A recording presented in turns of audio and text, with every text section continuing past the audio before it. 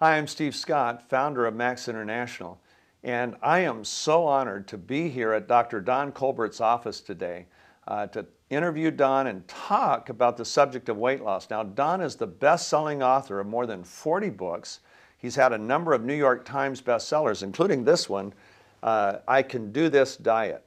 Don, thanks for taking time out of your schedule to meet with me today. Well, thank you. It's a pleasure. So one thing I like about the MetaSwitch program is it's easy not only to incorporate into a person's life, but for me, it's a springboard into healthy choices. What's so critical we found is that the ingredients in MetaSwitch actually stimulates the AMPK metabolic pathway that switches on the metabolic rate. Okay, let's talk about that. First of all, AMPK is the abbreviation of adenosine monophosphate protein kinase, which is a powerful metabolic regulator in the body. It's actually in our skeletal muscle, it's in our fat, it's in our liver, it's actually in our hypothalamus. And this switches on the metabolic rate. In turn, it helps to increase lipolysis, which is the breakdown of fat. Wow. That's what lipolysis is. It also helps to control the blood sugar, and it also helps to regulate appetite, increasing a sensation of fullness and decreasing hunger. So by switching on this metabolic pathway without a stimulant effect, and this is what's critical, because there are other things that stimulate the metabolic rate, like amphetamines. Right. But what happens, you get jittery, your heart rate increases, your blood pressure increases, you can't sleep. But this literally increases the metabolic, it regulates the metabolic pathways without creating a stimulant effect. But the majority of our switch is an ingredient that you talked about, a particular study that you saw relating to the AMPK pathway. Well, and in fact, there are two key studies. One's a South Korean study, one's an Italian study, and this was actually amazing. It involved over 1,000 people, 1,127 patients. And they were peer-reviewed and published. Right, correct. And again, what they found is, especially in people with a BMI or body mass index greater than 30, they found that after just 3 months, they decreased their weight in the men by 10 kilos. You know how much 10 kilos is? It's 22 pounds. Wow. That's dramatic. And in women, it decreased their weight by 8 kilos, which is 17.6 pounds. But waist measurement decreased in men 11 centimeters and women 9 centimeters. That's almost 4 to 5 inches. Wow. And we're talking about just 3 months. Right. And so this was with the active ingredient. So this is a study with over 1,000 people, but the thing is, in their study, the ingredient they used was only half the amount that is in Switch. Right. The product works, that's all I can say. It does. It's not just the product by itself. It's using it as a springboard to make good choices. I've tried to make those choices before and always failed. So critical in this program is eliminating sugar and eliminating artificial sweeteners, which also raise insulin levels. People don't realize how important it is to eliminate artificial sweeteners. And then to minimize or avoid the starches in the afternoon and evening time. Because when you eat a lot of these starches like wheat convert to sugar rapidly.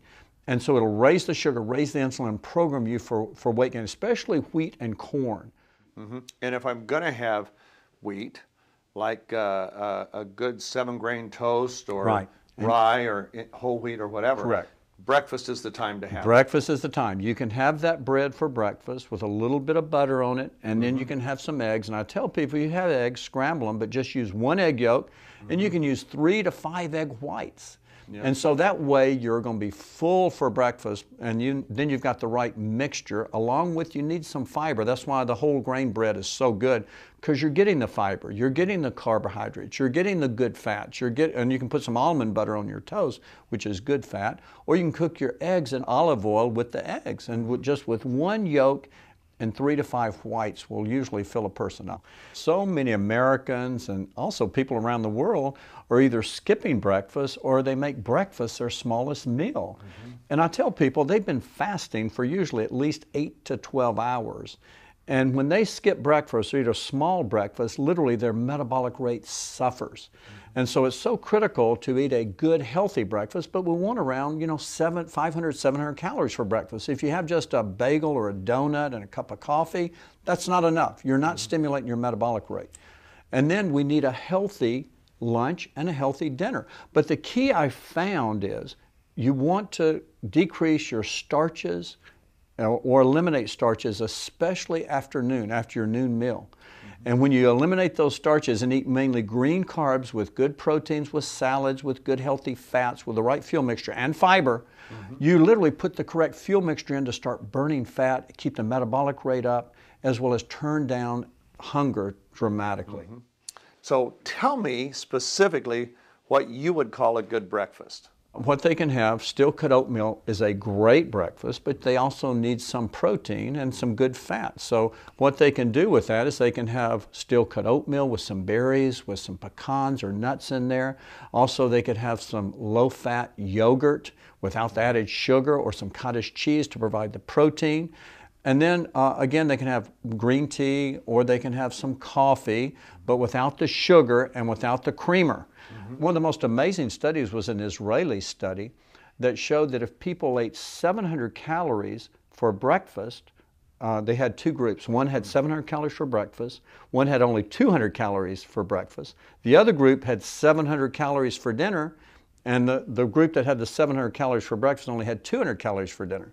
Well, it's interesting, after 3 months, they found the group that had the large breakfast lost on average of 17.8 pounds with 3 inches off the waist.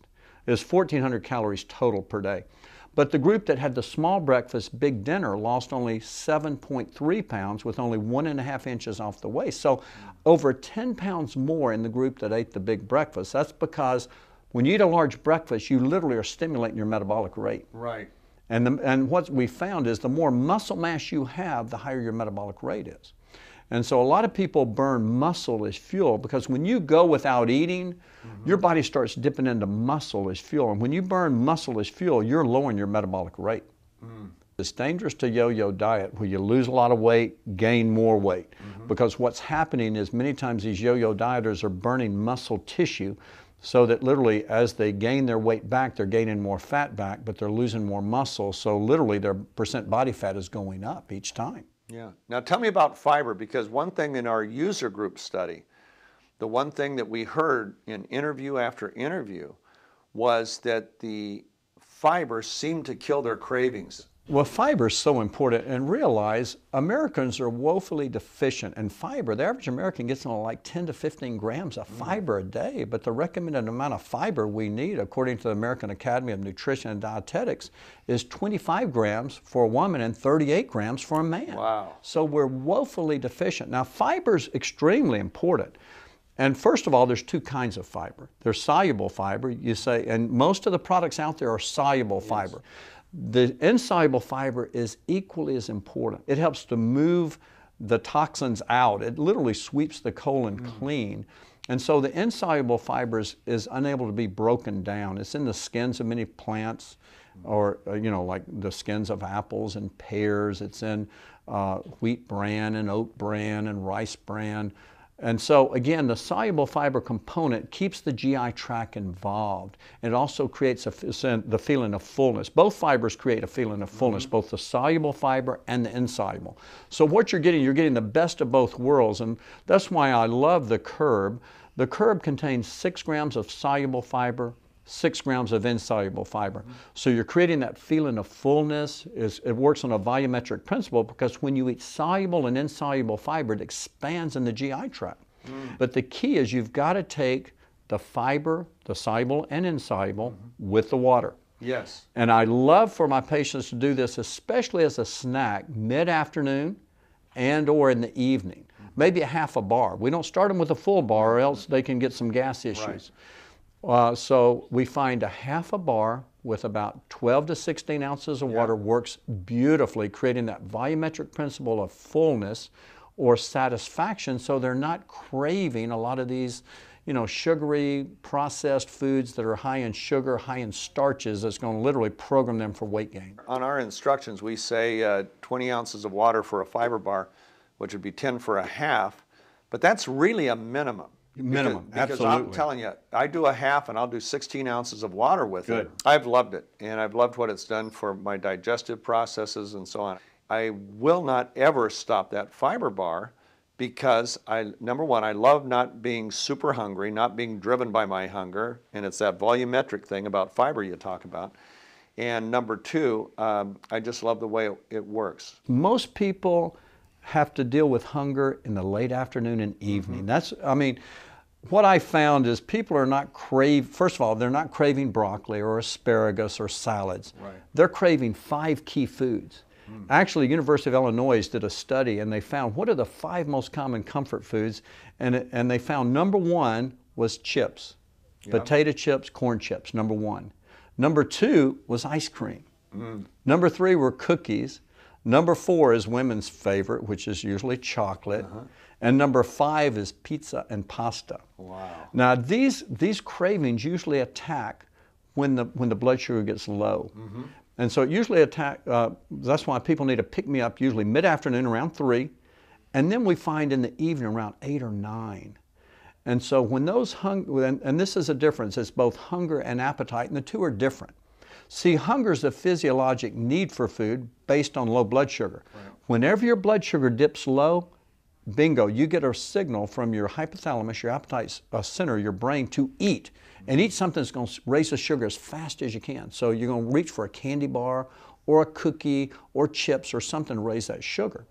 Now, what we find is if we can, in turn, keep that blood sugar stabilized by fiber and by the right fuel mixture, guess what? We turn off hunger.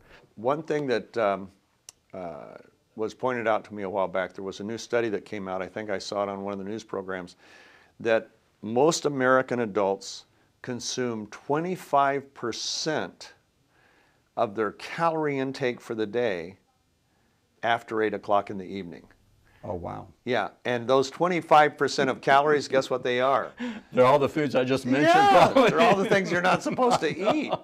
And I started watching how my family eats. We'll typically have a dinner around 6 o'clock, and I started watching, and sure enough, 8 o'clock would roll around. The comfort foods. Oh, here they come. Right. You know, that's when the ice cream comes out. That's when the chips come out.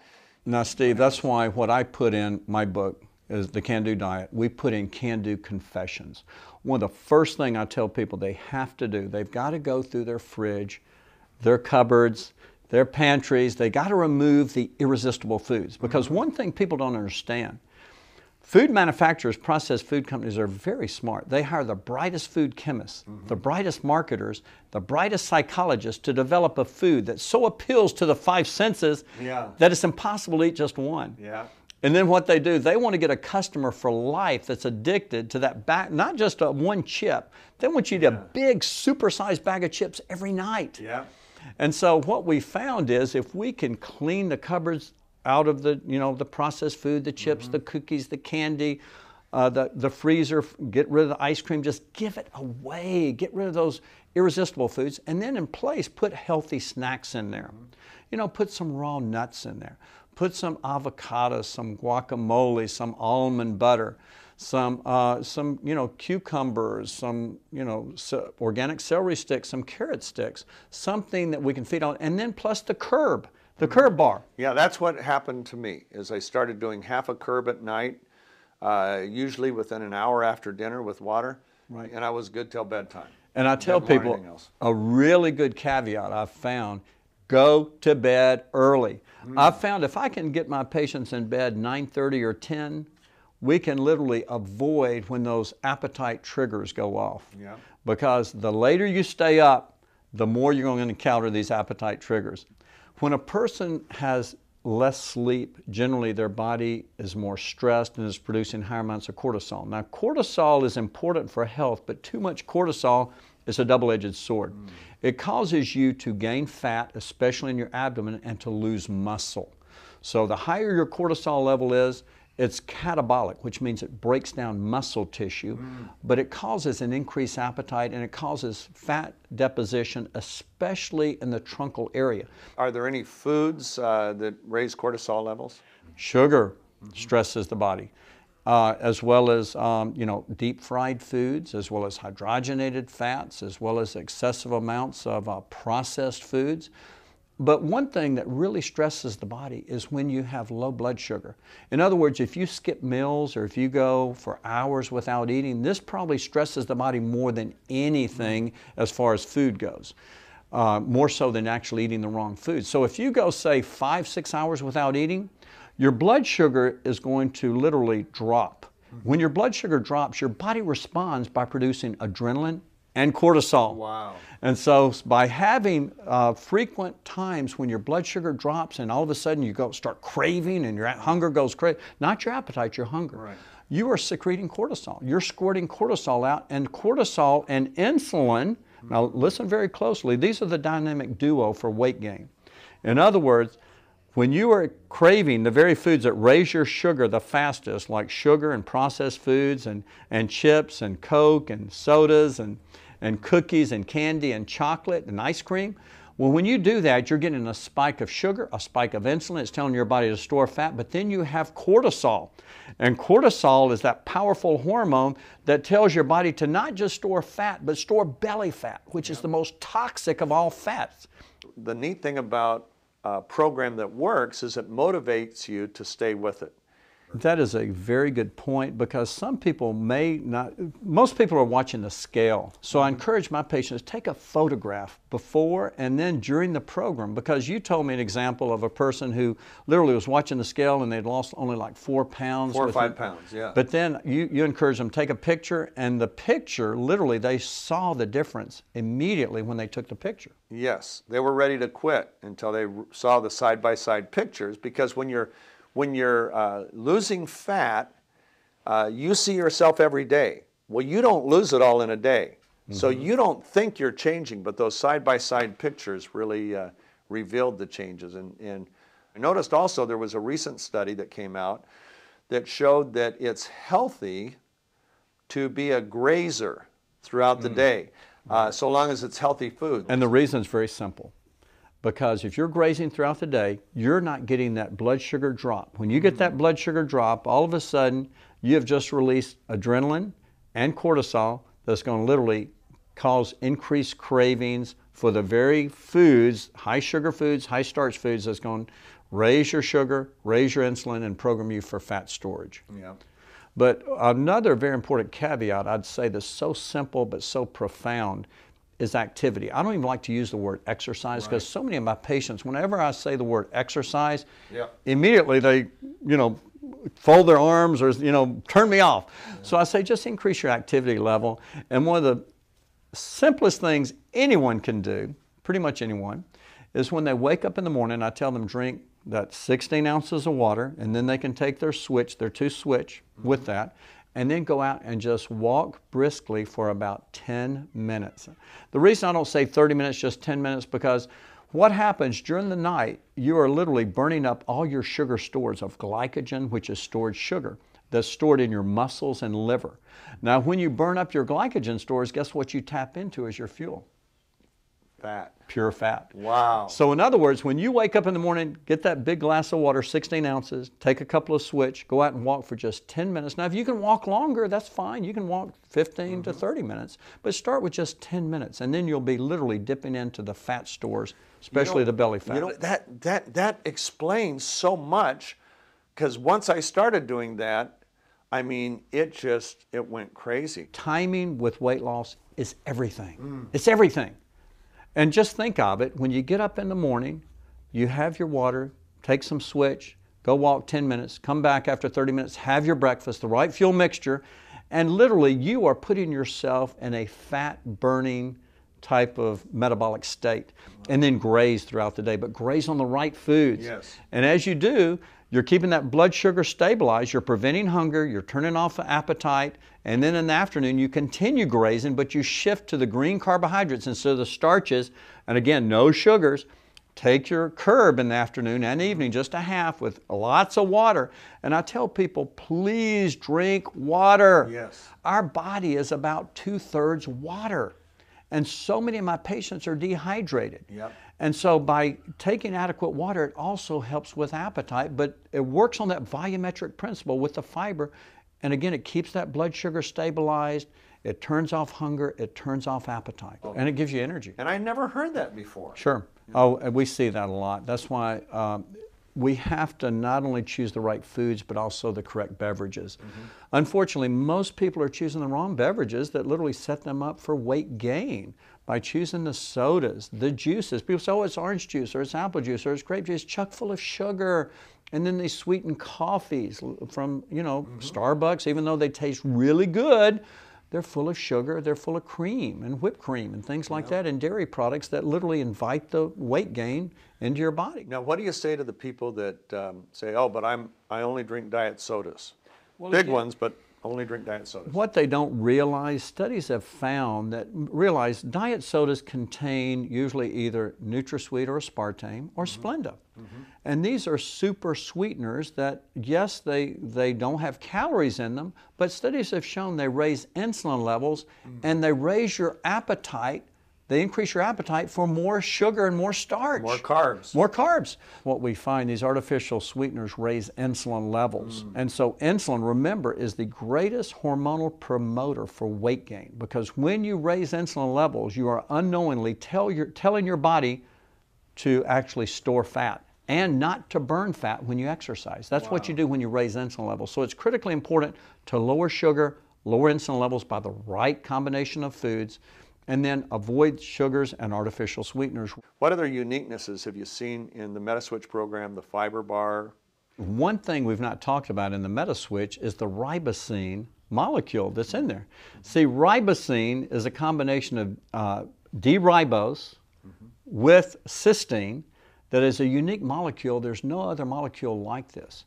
And when a person is losing weight, they start to release from their fat cells all kind of toxins. I mean, solvents, pesticides. See, the body is unique in that when the liver can't effectively detox certain chemicals, toxins, pesticides, the body simply puts it in the fatty tissues. Wow. So most people don't realize that. So when people start dieting, their body starts releasing all kind of toxins, solvents, pesticides, herbicides, all kind of toxins. And so people start getting brain fog, fatigue, they feel dopey, they feel terrible, and they don't realize what's going on.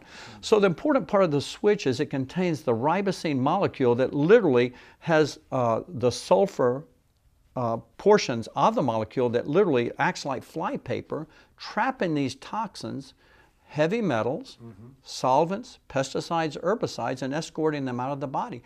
So as they're losing weight, they are detoxifying, which is different from any other product I've seen. I'm so grateful for not only this interview, but the fact that you are on our medical board, the fact that you have made yourself available to us in so many ways and helped change so many lives. And I'm just eternally grateful to you. Well, thank you. It's been a pleasure. And again, we want to get the information out. Amen. Thank you.